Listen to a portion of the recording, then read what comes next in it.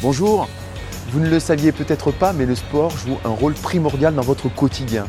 Il représente 300 000 emplois en France. Le secteur est en pleine croissance et la dépense sportive dépasserait les 35 milliards d'euros, soit 2% du PIB, c'est plus que l'agriculture.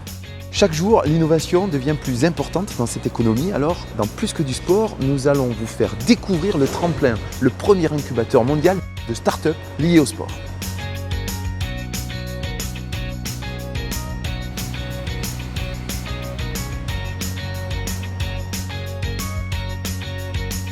Bonjour Benjamin. Bonjour, Merci de nous accueillir ici au Tremplin. avec plaisir. Est-ce que vous pouvez nous expliquer ce qu'est une start-up ?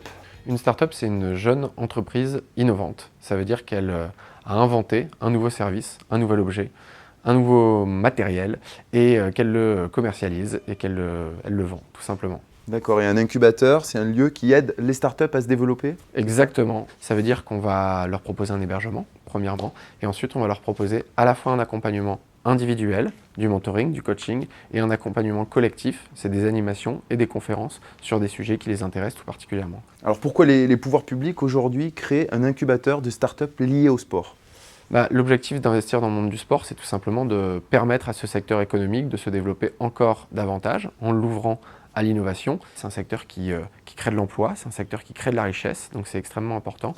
Et puis mettre toutes les startups ici dans un même lieu, ça permet de créer des synergies entre les startups et ça permet de développer l'innovation dans le sport au sens large. Vous pouvez nous donner 2-3 exemples de start-up qui pourraient imager un petit peu l'activité pour le public ? On a par exemple Mojo. Mojo, c'est une start-up qui, sur le tennis, va poser une caméra sur le court à la place de l'arbitre et à partir de cette caméra, va être capable de sortir l'intégralité des statistiques d'un match de tennis. Ça veut dire que des joueurs amateurs qui sont sur un court ont accès à leur analyse. Et on peut améliorer son coup droit, son revers comme ça. Puisqu'on apprend énormément de choses sur son jeu, on a toutes les statistiques. J'ai aussi vu le cas de Running Heroes.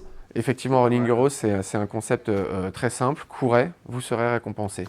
Aujourd'hui, une personne sur deux qui va courir avec un objet qui permet d'analyser sa performance, que ce soit le smartphone, que ce soit le bracelet, la montre, dans la chaussure, l'accéléromètre, etc., etc. Donc en fait, quand on rentre chez soi, on va charger automatiquement les données de notre course sur la plateforme de Running Heroes. Et Running Heroes, en fonction de la performance, en fonction de l'effort qui a été produit, va vous offrir des cadeaux pour cet effort. Ouais, super. Est-ce qu'on pourrait rencontrer une ou deux startups ? Bien sûr, elles sont toutes ici, donc je vous invite à les découvrir. Merci.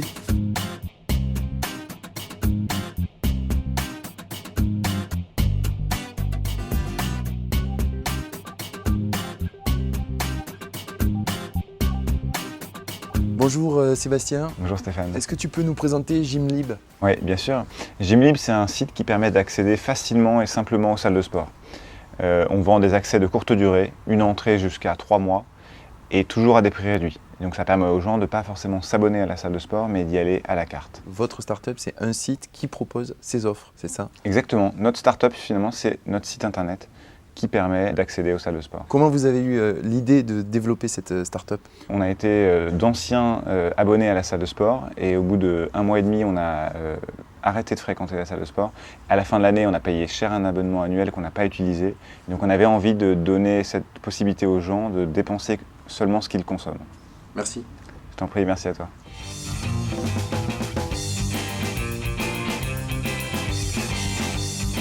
Bonjour Marc. Bonjour Stéphane. Est-ce que tu peux nous présenter Wisepack, ta startup ? Ouais, alors Wisepack, c'est une société d'emballage qu'on a créée avec Romain en 2014. Et notamment, notre premier développement, c'est de développer une technologie d'emballage comestible. Et donc, c'est une bille qui contient une dose de liquide à l'intérieur. L'application pour les sportifs, c'est de ne plus avoir à se débarrasser des contenants, plastique, papier, des produits à ingérer. C'est ça, tout s'absorbe en fait. Exactement, en gros, le but, c'est vraiment sur le bord des routes aujourd'hui, c'est apporter une alternative au gobelet et à la bouteille en plastique. Et c'est d'avoir cette bille qu'on vienne prendre sur le bord de la route et qu'on puisse consommer sans avoir acheté un gobelet ou une bouteille dans la nature. Et cette idée, elle vous vient d'où ? Alors l'idée elle est venue en tant que coureur, on participait au SMI et au marathon de Paris et puis on avait été assez marqué en tant que néophyte par ces zones de ravitaillement qui étaient par moments peu pratiques et où on jetait tout le temps cette bouteille. Très bien, merci beaucoup. De rien. Bon, vous l'avez vu, l'innovation est une belle façon de vivre le sport différemment, que ce soit au travers d'un nouveau service, un nouveau produit ou un nouvel objet connecté. Vous n'avez plus qu'à vous creuser la tête pour lier l'utile à l'agréable. On se retrouve bientôt pour un prochain numéro et d'ici là, n'oubliez pas, suez, courez, vivez. Ciao!